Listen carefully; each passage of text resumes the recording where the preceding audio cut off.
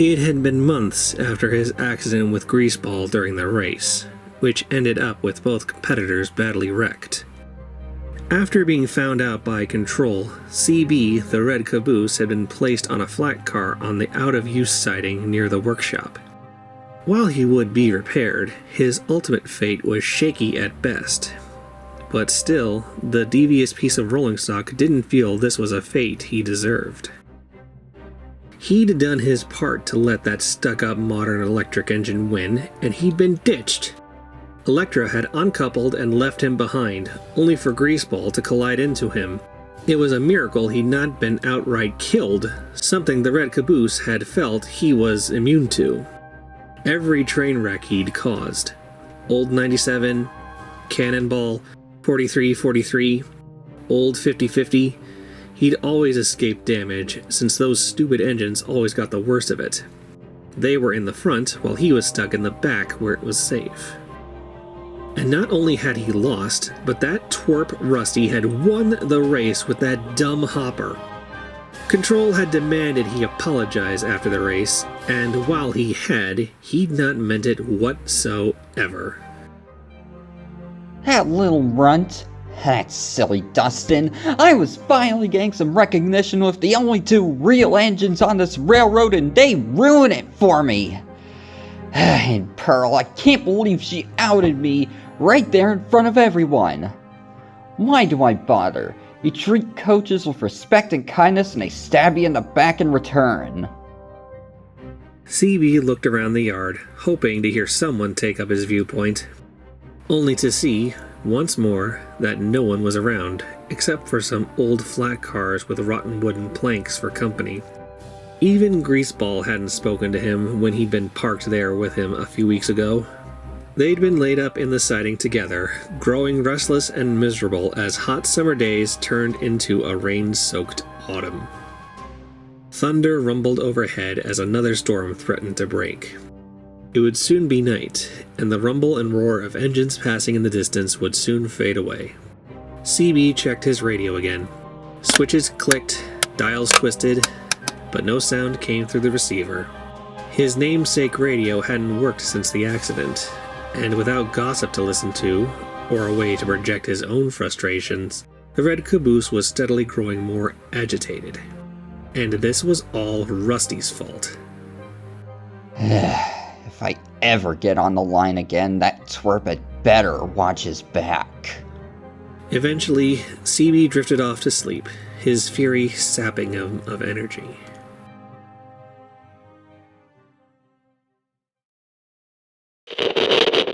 Coming up the hill. CB's eyes flashed open as the radio chatter suddenly belched through his speakers. The sun had set long ago. Now the yard was bathed in blackness, only illuminated by the small outside lights of nearby factories and flashes of lightning overhead. The caboose quickly focused on the source of the noise. It seemed like his radio had begun to work after all. Hey, who is this? CB demanded, flipping the switches, trying to clean up the signal. No response came, not even static. Twisting the dials around did not help. There was no whirring, popping, or anything to indicate changing channels. CB huffed angrily. He dreamed it all up. He shut his eyes again, and before he could feel sleep reclaim him... Brakes, please! Brakes! CB woke up with a start. That hadn't been a dream. That was actual radio chatter. Maybe his speakers were bugged and his microphone disconnected. At least he could hear what was going on, and it sounded like a runaway was happening. This'll be fun, CB said, shaking the sleep from his mind. He didn't want to miss this.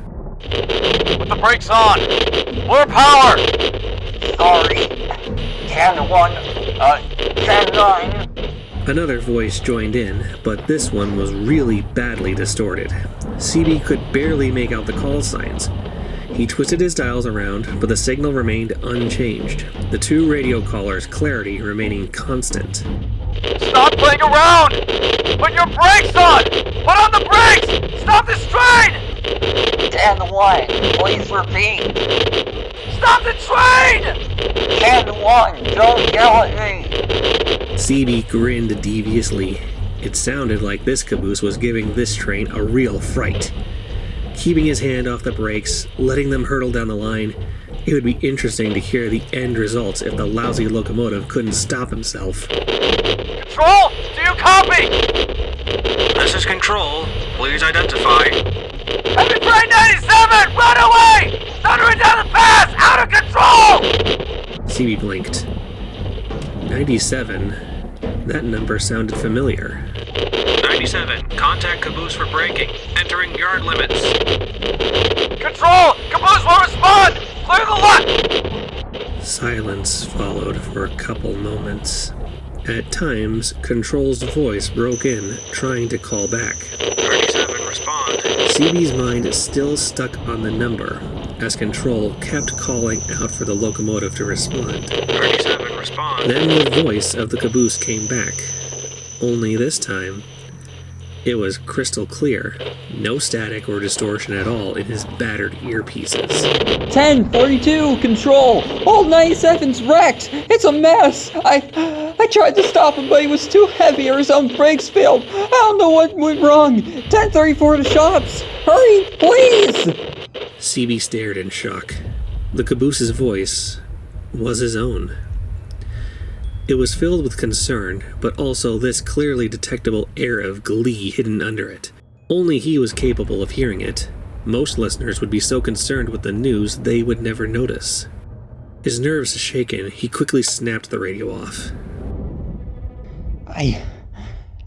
That was a dream. I imagined it. Yeah, one of those weird sleepwalking dreams you have while your eyes are wide open. Yeah, that's all. Taking a breath and slowly letting it out, the broken caboose shuddered, his broken windows losing a few pieces of glass that finally shook loose, his wooden boards groaning. He closed his eyes and tried to drag sleep back to his mind.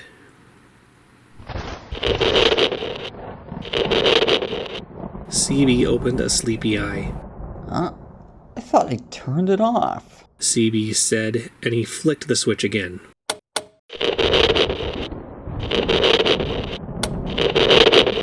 This did nothing as the static sound buzzed in his head. It came in hisses and pops. What's wrong with this stupid thing?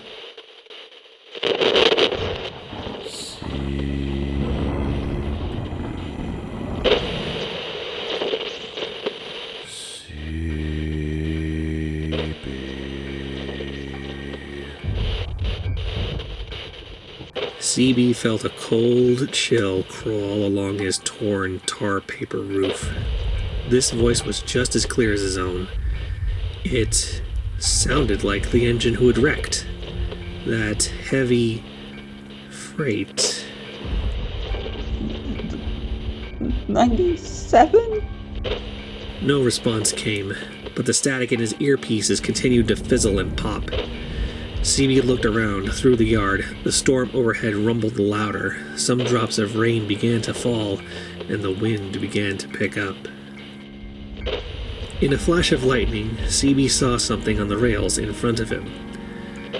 It was there in one flash of lightning, but then gone as the next flash illuminated the yard.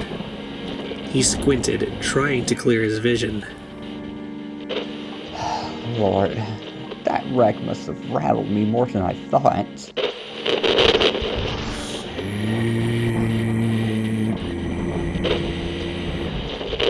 CB looked straight, and he saw the object again. As the thunder rumbled, it moved closer towards him, some hazy gray object on his track.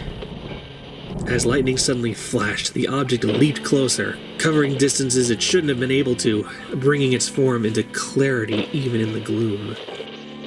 It was a big, dark gray locomotive. But as CB looked closer, he realized he could see the rails through the engine's cowcatcher. Smoke lazily rose from its funnel that looked like a dented garbage can. Sickly white light came from the headlamp on top of the boiler, its lens shattered and hanging at a slight angle so as to show the chipped numbers on it. 97. CB's mouth went dry as he saw the engine's face.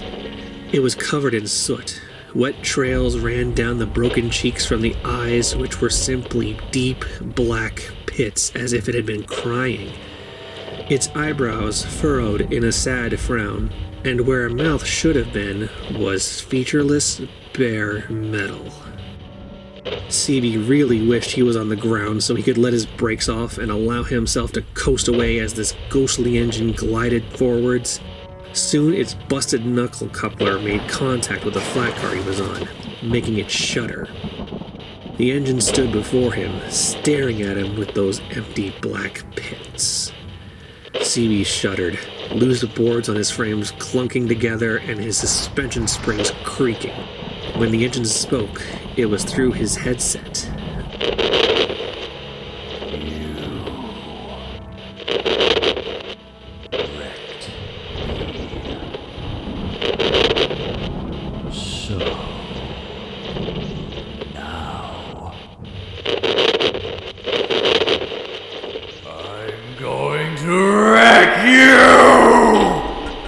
The ghostly engine roughly shunted into the flat car, and CB felt the unmistakable motion of rolling backwards, very rapidly. The squealing of the brakes on the rusty rails as the brakes tried to keep the flat car stationary. Pitch black smoke and fire leapt from the ghostly locomotive's funnel. His broken headlamp turned from sickly white to blood red, and bright white pupils appeared where once a deep, dark pit had been. Wait! 97! We can talk! CB felt his flat car smash back into the buffer stop hard, making all the remaining bits of broken glass in his windows fall out. The ghostly locomotive's face was frozen in fury. 1077. Criminal. Murderer! CB felt the flat car under him shuddering, groaning, beginning to bend. Sooner or later, something was going to give. A crack from behind made it clear it wouldn't be long now, as a weld on the buffers broke. Wait! Please! I'm sorry, okay? I shouldn't have done what I did! Please! Killer!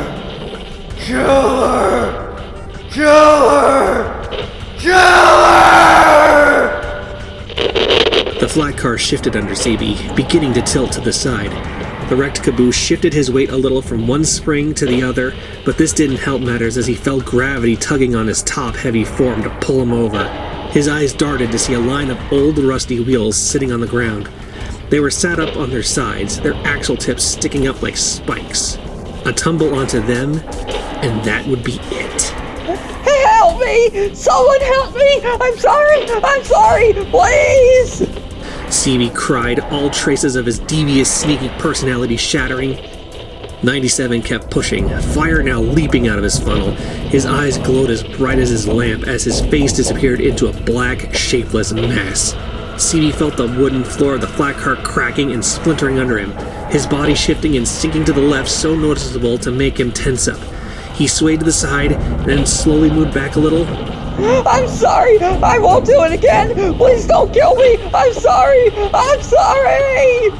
But it was no good as 97 gave another mighty shove. CB felt the buffer stop break loose. The floor gave way. With no support, CB's wooden body began to free fall down towards the ground, towards the wheels. CB screamed in complete and utter terror, the voice of 97 shrieking in his head. Die!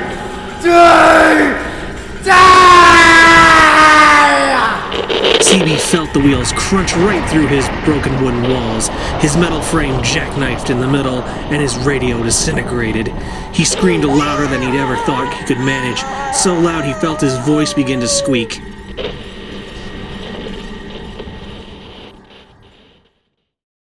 CB!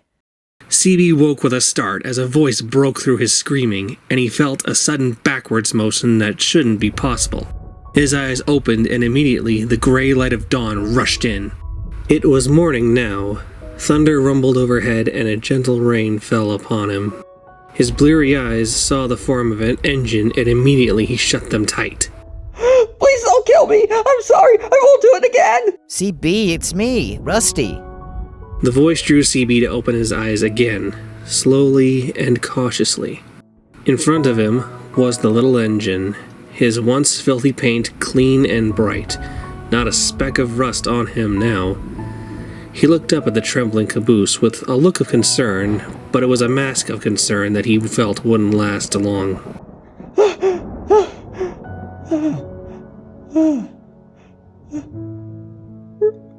Rusty! He croaked, his voice strained from the screaming. Yes, I was just coming to move you to the workshop and you began to scream. What's going on? CB looked around. He was still on the flatcar, a broken mess of a caboose, but a living caboose. He coughed a bit as the pain of straining his vocal cords hit his waking mind. Rusty sniffed. Well, you don't need to tell me about it. The sooner I'm away from you, the better. Puffing hard, the small engine pulled the flatcar out of the siding. Its wheels rolled on the rusty tracks, squeaking and creaking.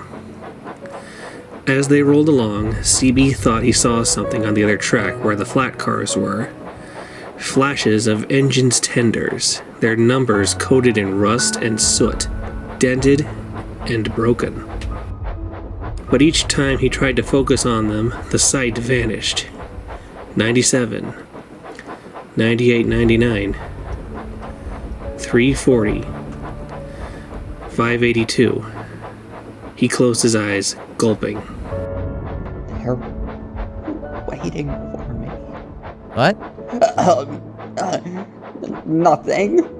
Soon, CB was rolled into the warm workshop, free from the rain that trickled down his sides and through the holes in his roof and onto his destroyed radio. Rusty was uncoupled, and as he began to puff away, CB called out. Rusty, What? I'm sorry. Really, truly sorry. It was wrong to say you were no engine. I know you'll take good care of Pearl. You deserve her. More than Greaseball deserves her or Dinah. And more than me. Look at me. I'm just a broken caboose, and you're a strong steamer.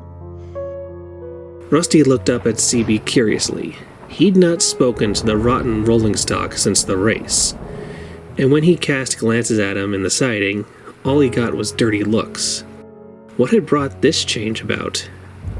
He was going to ask when Control's voice boomed out on a loudspeaker at the station. The local will be departing in 5 minutes. 5 minutes to departure. Rusty looked back at the sad old caboose and sighed heavily. I'll see you around, CB. Hope you're prepared soon. The caboose said nothing as Rusty puffed away. He just stared at his couplings as the thunder rumbled outside, and the rain pattered down on the old tin roof overhead.